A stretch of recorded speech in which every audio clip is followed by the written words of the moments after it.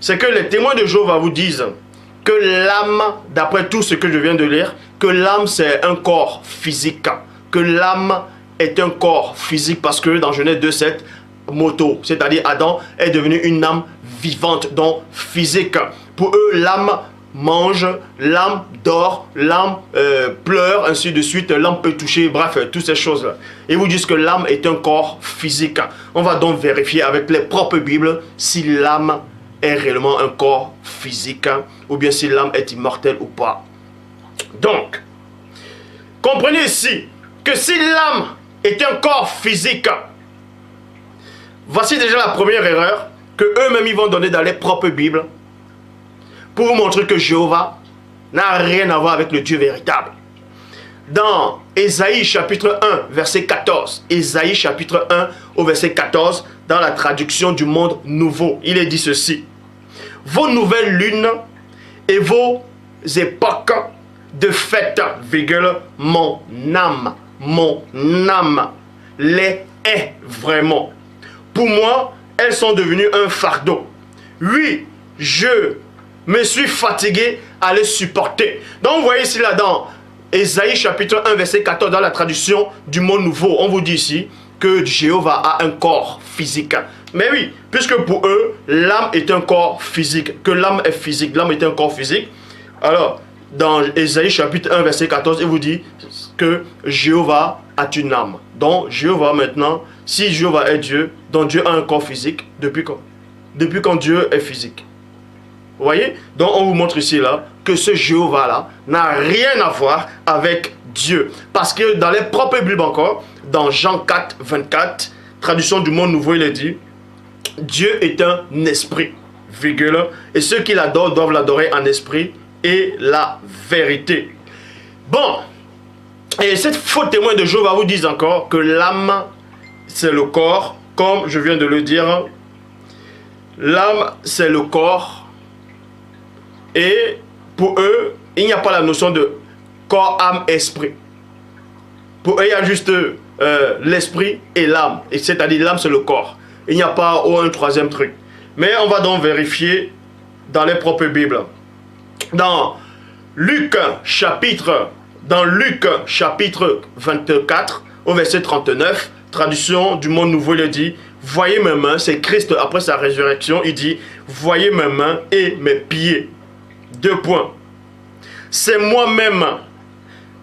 Palpez-moi et voyez, virgule, parce qu'un esprit n'a ni chair, ni os, virgule, comme vous voyez, comme vous constatez que j'ai. Donc vous voyez ici dans Luc chapitre 24 au verset 39, dans la traduction du Monde Nouveau, on vous dit que Christ démontre par sa propre bouche, on sait que les paroles que Christ disait, c'était les paroles de vérité.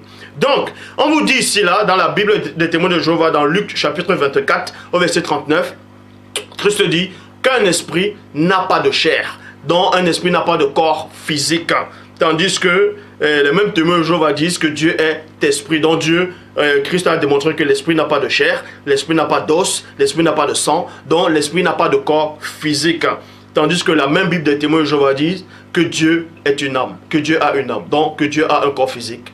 Vous voyez déjà la contradiction pour vous montrer que Jéhovah est le vrai Dieu, que Christ est venu témoigner, n'ont rien à voir ensemble. Donc, et ensuite, on vous montre ici qu'il y a une âme et un corps physique à part. Même les faux témoins de Jéhovah le disent. Mais sauf que ils sont vraiment égarés dans leurs propres hérésies, qu'ils écrivent des choses, ils oublient même ce qu'ils ont écrit. Donc on vous dit ici là, dans 1 Roi, chapitre 17, au verset 21, traduction du Monde Nouveau, il s'allongeait ensuite 3 fois sur l'enfant et il appela Jéhovah et dit: ô Jéhovah, mon Dieu, virgule, s'il te plaît, virgule, fais que l'âme de cet enfant revienne en lui. Lui, c'est quoi? C'est le corps. On vous dit cela, que ce prophète a prié, soit disant ce faux Jéhovah là, pour que l'âme de cet enfant-là revienne encore au-dedans du corps de cet enfant. Si le corps physique est une âme, comme les faux témoins de Jéhovah le disent, par les faux dieux Jéhovah, comment se fait-il qu'un prophète qui est censé va prier Dieu en disant fais que son âme qui est le corps physique entre encore dans son propre corps physique. Mais ça tient un peu la route. Vous n'avez pas besoin d'avoir bac plus 5 ou bac plus 10 ou bien aller à Saint-Cyr ou bien sortir d'Advard pour comprendre. Est-ce que vous comprenez? Donc, maintenant, ils vous disent, ils vont vous expliquer, ceux qui frappent à la porte là, ils viennent deux par deux, ils n'ont aucune connaissance. Ils vont vous expliquer que, non, quand on dit l'âme revient à l'intérieur de lui, ça veut dire c'est la vie. Donc, que c'est la vie, c'est l'esprit qui doit revenir à l'intérieur. Mais on va donc encore briser cette notion-là même. Toujours dans les propres Bibles, dans 1 Thessaloniciens 5, 23, dans la Bible... traduction du Monde Nouveau, 1 Thessaloniciens 5, 23 qui dit que le Dieu de paix lui-même vous sanctifie complètement, point, et sans défaut, à tout égard plutôt, que l'esprit et l'âme et le corps, vous voyez, même dans les propres Bibles des faux témoins de Jéhovah, il donne la distinction entre l'esprit, dont Christ a dit dans Luc 24, 39, que l'esprit n'a ni chair, ni os, ni sang.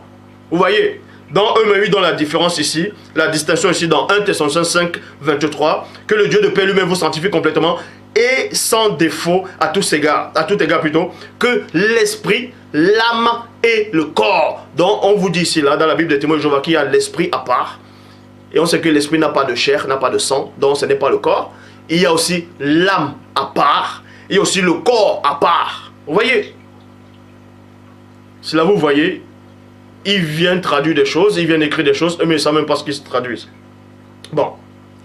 Et ils vont se baser sur un seul verset dans la Bible pour démontrer que non, l'âme est immortelle. Non, que l'âme n'est pas immortelle, que forcément si l'âme n'est pas immortelle et que l'âme peut mourir, ça veut dire que c'est le corps physique qui meurt. Vous voyez?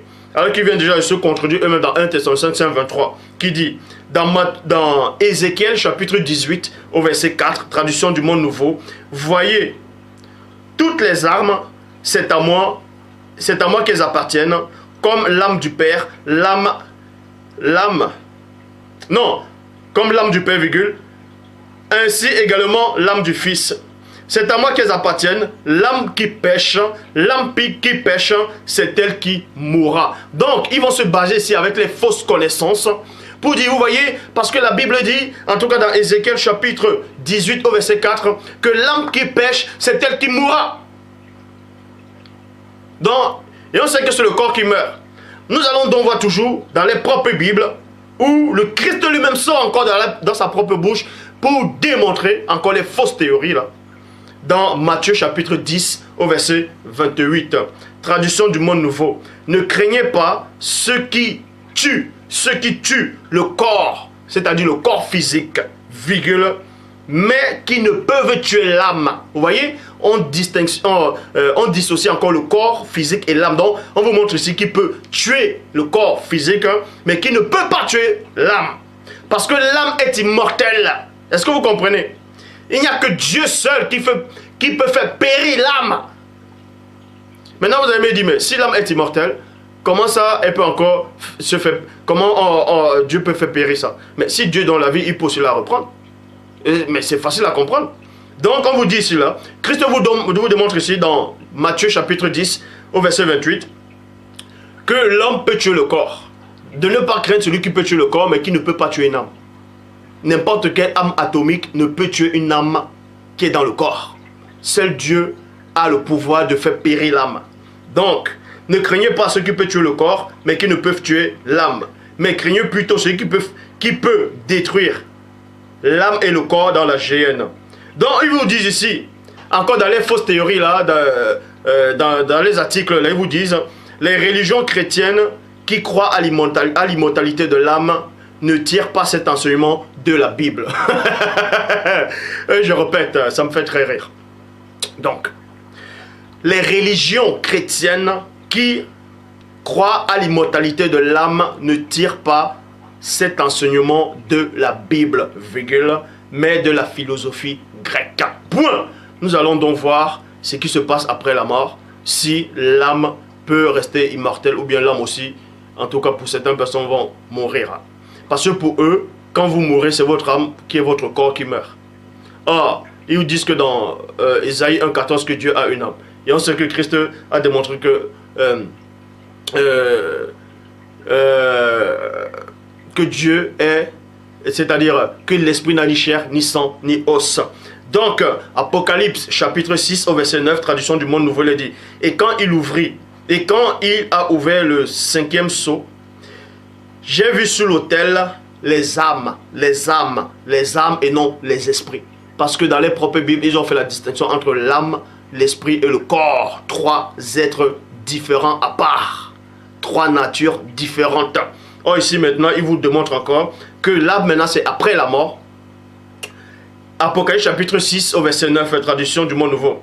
Et quand il a ouvert le 5e sceau, j'ai vu sur l'autel les âmes. Vous voyez? Et non les corps physiques, et non les esprits, mais les âmes de ceux qui ont été tués à cause de la parole de Dieu et à cause de l'œuvre du témoignage qu'ils défendaient. Et ils ont crié d'une voix forte, disant, jusqu'à quand, souverain Seigneur saint et véridique, te retiens-tu de juger et de venger notre sang sur les habitants de la terre? Point d'interrogation. Maintenant ici là, ils vont essayer de vous expliquer ce passage. Ils ont mal compris ce passage parce que ici, c'est tellement mal écrit. On vous dit ici là, que quand il ouvrit le 5e sceau, je vis sur l'autel les âmes de ceux qui avaient été tués. Donc ils vont vous dire, mais les âmes de ceux qui avaient été tués. Donc on vous montre, ils vont vous dire, mais vous voyez qu'on a tué les âmes. C'est pas ça. On a tué les corps physiques où les âmes de ces personnes-là restaient. C'est ce que ça veut dire. Vous pouvez voir dans toutes sortes de versions. C'est comme ça que ça s'explique. Donc ici, on a tué des gens qui marchaient avec Dieu sur la terre. On les a tués physiquement. Et maintenant, les âmes, vu que l'âme est immortelle, vous voyez, l'âme, en tout cas du croyant, est immortelle. Celui qui marche avec Dieu, son âme ne meurt pas. L'âme ici est allée dans un endroit de repos. C'est pour ça qu'ils disent ici, l'âme est en train de crier là-bas en disant, puisque le corps physique est déjà mort depuis sur la terre. L'âme est en train de crier ici, et il cria d'une voix forte disant, jusqu'à quand, souverain Seigneur saint et véridique, te retiens-tu de juger et de venger notre sang, sur les habitants de la terre. Vous voyez? Donc, s'ils essaient de vous dire que dans ce passage d'Apocalypse, que soi-disant je me contredis, qu'on a tué les âmes, c'est eux-mêmes qui veulent contredire la parole du Christ. Christ qui dit dans Matthieu 10 au verset 28, ne craignez pas ceux qui peuvent tuer le corps et qui ne peuvent tuer l'âme. Vous voyez? Ne craignez pas ceux qui peuvent tuer le corps physique et qui ne peuvent tuer l'âme. Donc l'âme et le corps n'ont rien à voir ensemble. Les témoins de Jéhovah vous disent que l'âme c'est le corps. Et en même temps ils vous disent que Dieu a une âme, donc que Dieu a un corps physique. Et après maintenant ils vous disent encore que Dieu est esprit. Soit Dieu a un corps physique, soit l'esprit. Or, Christ dit que l'esprit n'a ni chair, donc l'esprit n'est pas un corps physique. Vous voyez l'hérésie de ces gens-là.